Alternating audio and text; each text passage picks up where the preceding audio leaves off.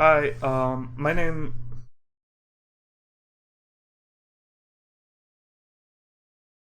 Hi, my name is Meg Malani.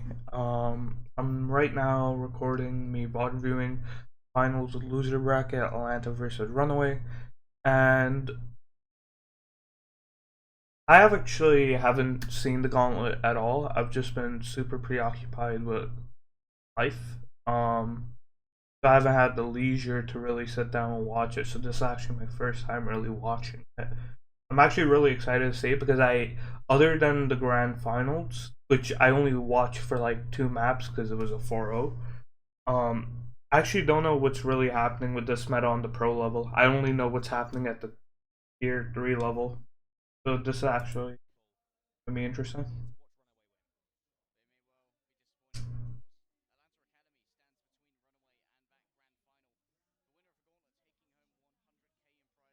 So they use the sim shield to push up. And something that I feel like doesn't get talked about in scrims enough is how far like Gator actually threw his shield and how close he is to actually holding it.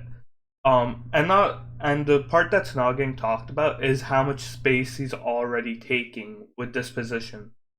It allows Sugar Free to push up. Saucy's in the back right now.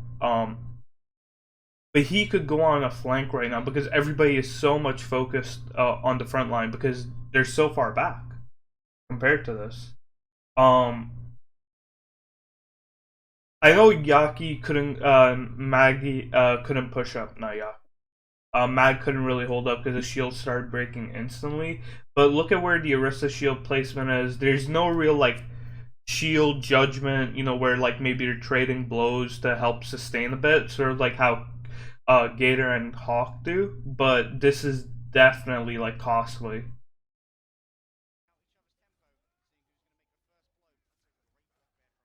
And then we see the Sugar Free just come in for the damage, get out. Yaki doing the exact same thing. Then Mag gets punched and then gets followed up by Hawk.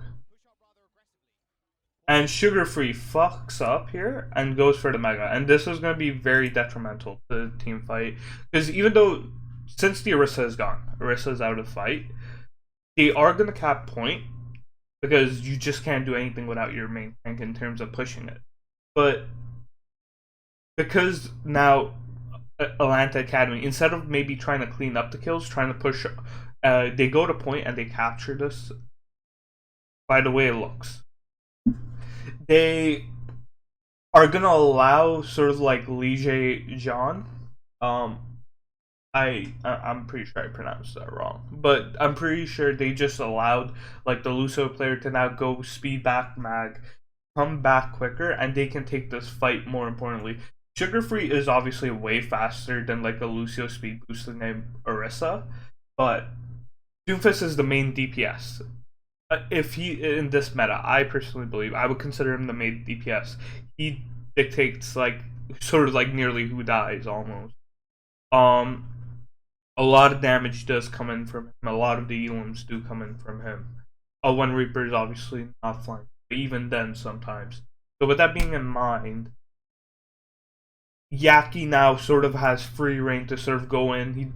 His only real danger is getting rocked. Otherwise, he could just go in and punch. There's no like counter punch. There's no sense of a Doomfist coming back. And right now, Saucy sort of fucks up his slicing and gets killed off by it. Not only that, but Kodak sort of like bots out for a split second over here. His healing priority actually like kind of hinders them over here. Can I reverse? I cannot. Okay, I can now. Alright. So when Kodak now ults, when you watch him, instead of healing Saucy on point, he's going to be focusing on he's going to be focusing on Funny Astro. Now, chances are he doesn't save Saucy anyway. But I personally definitely would talk to Kodak after a game, tell him, hey, try to keep your eyes on like obviously the main fight. Don't worry about Funny Astro who's redditing right now safely. There's no issue with him redditing like this because he's not in danger himself. He's in the perfect position. Nobody can really punish him here except for an Orisa pull and maybe a Sigma Rock, which are very important abilities. I wouldn't waste them on a Lucio. and his aura is still being applied when he's not on the other side. Though to be fair, Atlanta Academy is currently getting pushed back as they're getting collapsed on by nearly every side except really where Kodak is.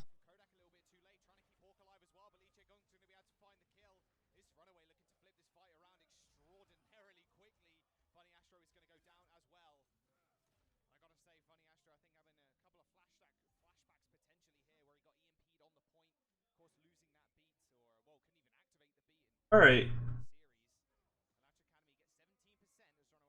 but as this next fight starts, we sort of like see how Sigma ult's coming up, and we have beat for it, and sort of like Li Zhejiang has his while Hawk doesn't. So we sort of see Yaki then ult. He comes in. He's able to get Gator, and this actually infuriates me from both sides. So funny ass. So personally, I like saving beat.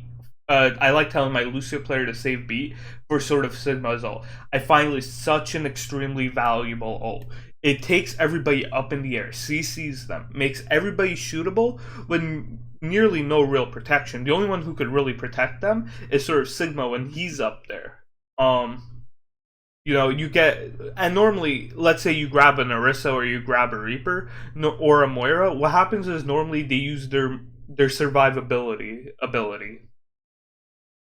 I'm twisted a little bit, but and what I mean by that is sort of for an Orisa it's fortify, for a Moira it's fade, for a Reaper it's rate, and even if, for example, like let's say you only grab the Reaper and Orisa, and they both use those abilities, those are still very important abilities I would consider for the survivabilities of those characters. And without those abilities, it's very easy to punish them, collapse on them, do a lot of things that you wouldn't normally be able to.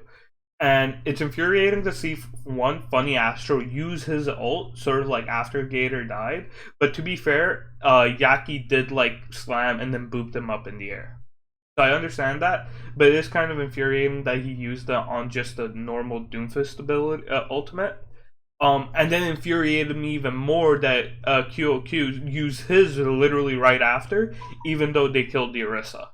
I personally felt like at that point you're just overcommitting. If you really want, you can sort of use the Reaper's ult if you're really that unsure if you're gonna win the fight. But I would definitely save the Sigma ult for the next fight. Definitely way important, I feel like.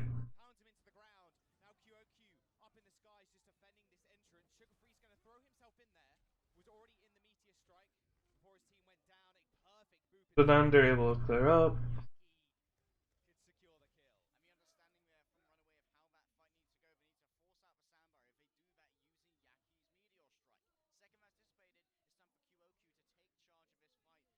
So this is something I've actually been telling Reapers in tier 3, in whether it was EU or NA, is don't be afraid to flank in this meta. This is probably one of the metas where I would say it's okay if you want to play by yourself. This is the one meta where I feel like you are really allowed to sort of like do whatever you want as a Reaper player. There is no real obligation for you to be with the team. Because because Orisa's shield is roughly 900, 800 health. I don't remember off the top of my head. And then Sigma is, 1,500. There is no way a Reaper is going to break through that much shielding. It's tough for him. Even with support from his team to obviously break it. Reaper's not on his own. But Reaper's never been a shield breaker, and he never will be a shield breaker. Something I would rather have the sort of like the Reaper do instead is sort of go on these flanks.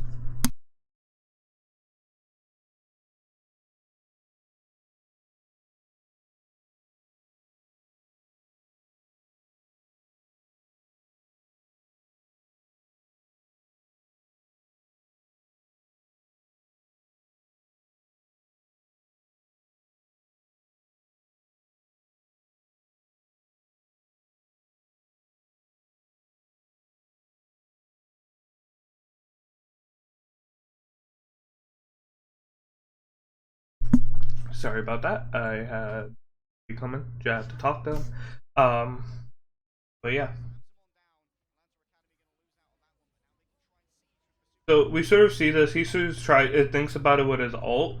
Doesn't really see the value with them. All of them. I would have personally actually had Hisun do something completely different. I definitely think Hisun made the right call to back out over here. I don't think he was safe at all, by every meaning of that word.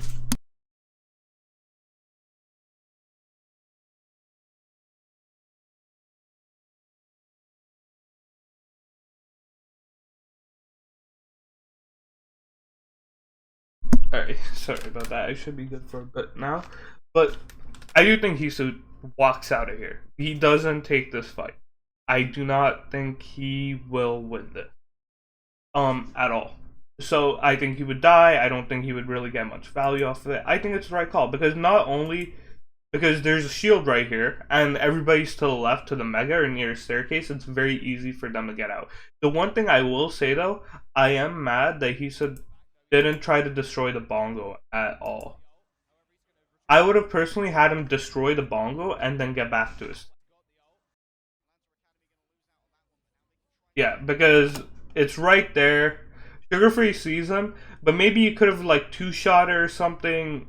Just because I find bongos an extremely underrated ult in tier 3 for this meta. I feel like not enough Moira players really understand the value of it. Um, I'm not saying that Moira players need to save coalescence for bongos, but sometimes there'll be moments like this where Mag has done actually a good job of hiding behind the line. Just saw, but there are a lot of times where Orisa players will put the bongos in a bad position. The Moira player is in the middle of coalescence already by their decision, and they're still just they don't go for it. They don't destroy it. I don't feel like it's a very appreciated. Oh, I would have definitely tried to destroy it or tell my Reaper player to try to destroy it. If you can't, it's completely fine. But we see him raked around 150. He's still around like 160 health, so he's only lost 100. I definitely think he could have gotten at least maybe a shot or two in and then let the Moira player destroy it. But he does get out here. So they then have their bongos up. And and this is so important. The big difference between this fight and their fight was Saucy went for Saucy and Hisa did the exact same play. Went for the flank, saw the bongos, both wanted to ult. Saucy actually went for it, and we see the difference in it. Saucy was able to destroy the bongos. He didn't touch anybody else with it. He didn't, but he was able to get the bongos with it, and then died right after. And that was so important. And keep in mind, Lee Jae Jong also used his ultimate. He used Sound Barrier. So this was like the advantage was more in Runaway's favor, I would say. So Yaki's hiding. He's probably gonna try to stall and go for a quick pick. I don't think he ults there. I think you accepted that. Chances are you're not gonna win. You don't ult there, but Yaki decides to go for it. Doomfist isn't the most impactful, and it's pretty easy to build, so I wouldn't be too mad about it, but yeah.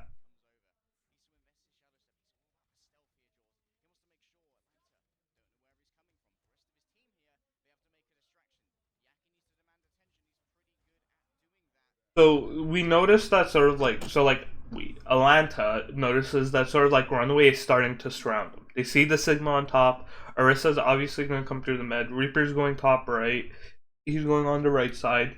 So they're trying to surround them. So Atlanta decides to make the right play and sort of like go back to point, which I sort of agree with. But now they need to be careful because something we've seen about Runaway is that they like to surround people. So they would definitely have flankers going into this fight as well. They actually don't. I lied. But yeah.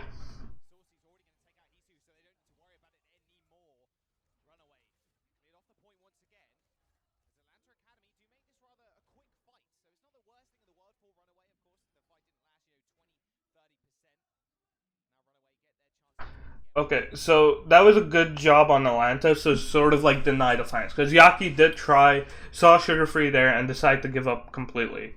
I would definitely say you should try to keep a flanking element in this meta.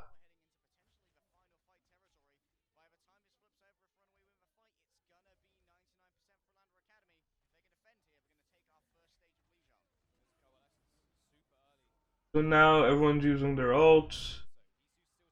They're just gonna go win. There's a final fight in their minds and they're going all in. And we see sort of like Runaway, they're away from a few ults. So this is actually such a huge play that won't get talked on paper. Because not only did they were about to have 6 ults, they used Coalescence that fight, they used Reaper, and look how close Doomfist and sort of Orisa are.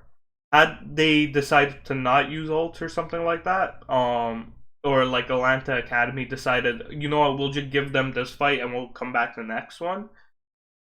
They come in with 6 ults and they.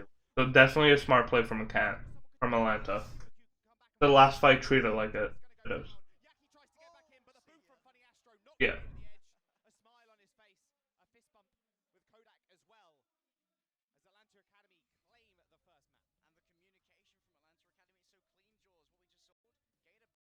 Right.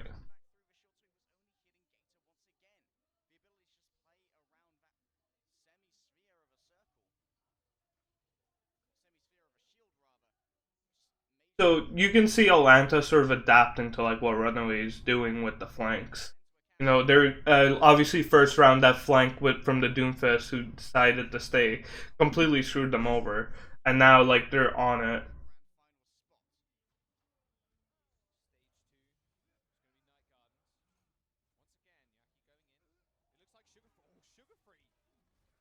And right now,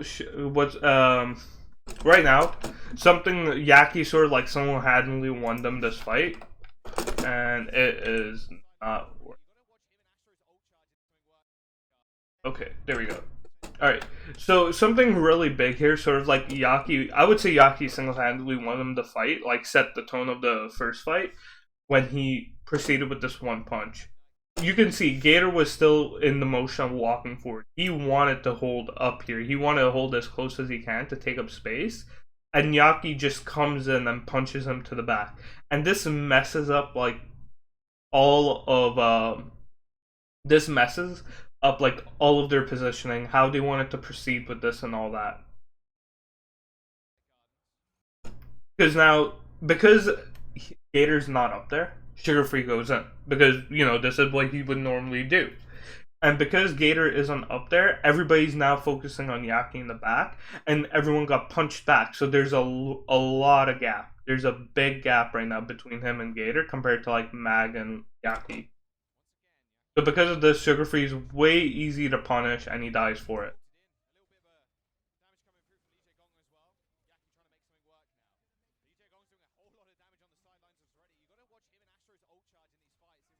And you know, when you're Doomfisted down, it's so much tougher to win the fight in this meta.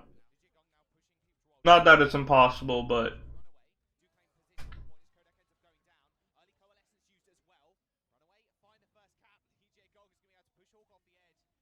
and this is a completely different like result of what happened in the first fight. Gatorade, this was huge by him for ult charge.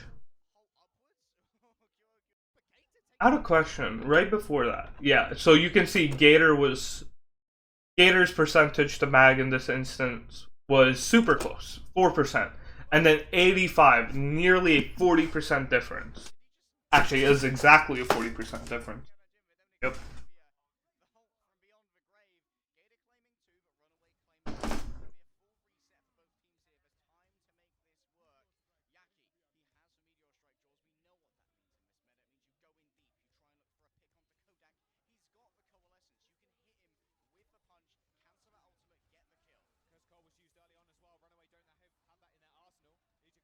Yaki died. He didn't use.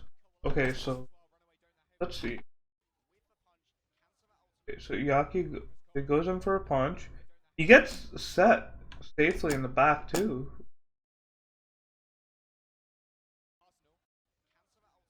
I'm trying to see how does he die. Ah, okay, he died mid seismic slam. Get it to safety. Wait, that's actually insane by Sugar Free. He probably didn't mean to set him off the map, but that's actually massive.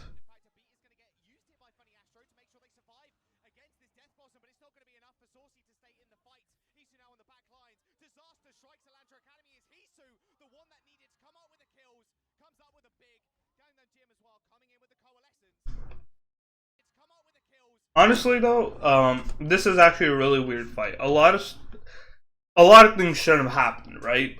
Gator shouldn't have gotten that 2 picks off the map. That really allowed his team to come back in with nearly no struggle. Yaki. I would have definitely said Yaki shouldn't have died there. Sugar Free should have definitely not been able to get that Sigma off the map the way he did. And definitely Atlanta Academy, considering what happened their way, shouldn't have lost that fight. That was a very messy fight. I personally wouldn't review a fight like that because it shouldn't ever happen again. A lot of things happen that fight should never happen again. It's a waste of time.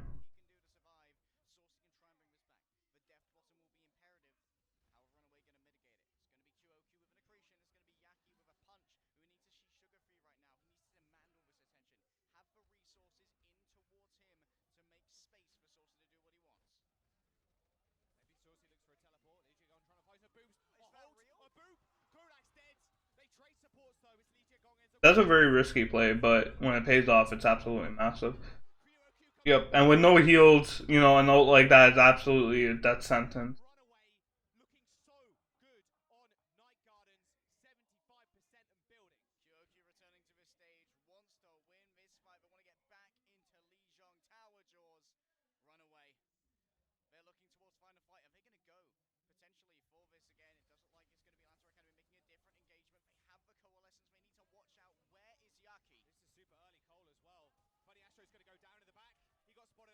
I will say this: I am surprised nobody did try to do anything funny to them for trying to go past.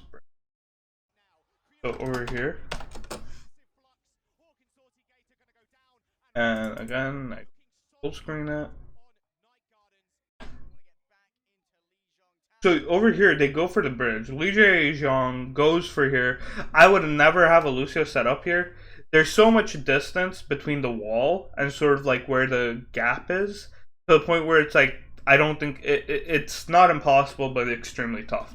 I would have had Li Zhang sort of stay with his team for this exact reason. They're going through the bridge. I feel like Doomfist should have at least gone for a punch. I'm not sure if he did actually. But yeah.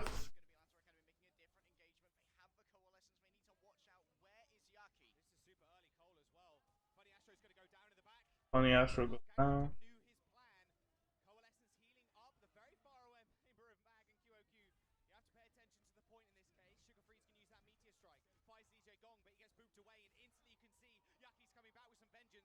That's actually a really massive peel from Yaki.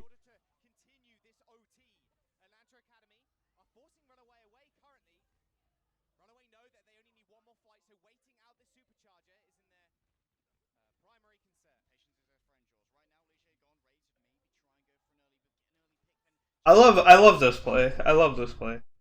A lot of people go for static plays and sort of ask their Lucios to sort of be an aura bot. I'm always happy whenever I see teams trying to ask their Lucio to do a little bit more, Everybody on your team is a player, they're all equally able to make hero plays. And it's really great whenever teams actually trust their Lucio player enough to actually make a play like that. I feel like that is also something tier 3 lacks. A lot of people want Lucio to be an aura and ult tracking bot.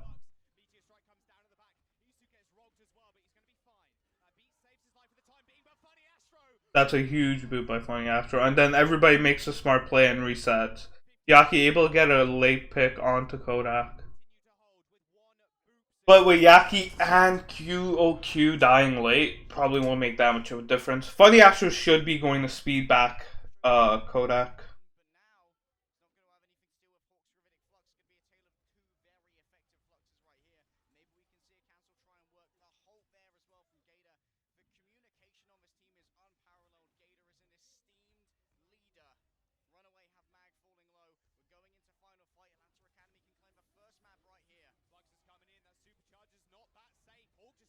Yeah, that was a very bad placement.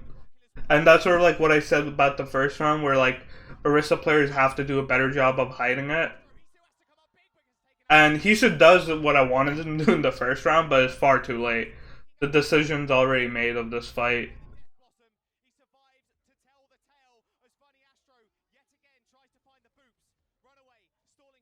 And Funny Astro right now just canceling the momentum of tanks, and they've gone now Winston Hammond for the stall, but the issue is Winston Hammond is so bad this meta that made absolutely no difference.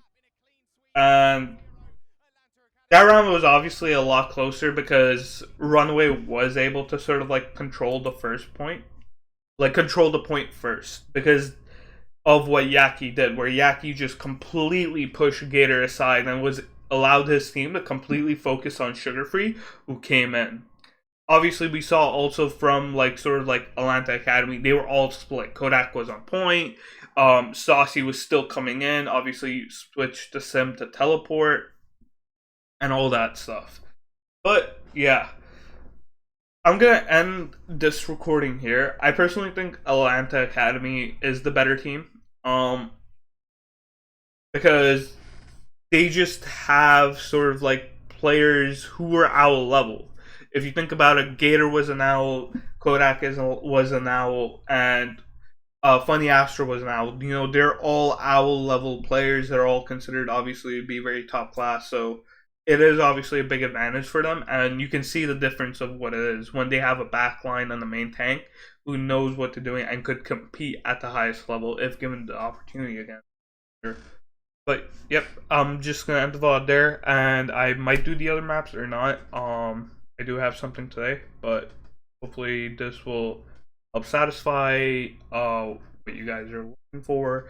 And if it's not, let me know. I can do more VOD recording work examples, I guess, if you guys need it. But otherwise, yeah. Good day.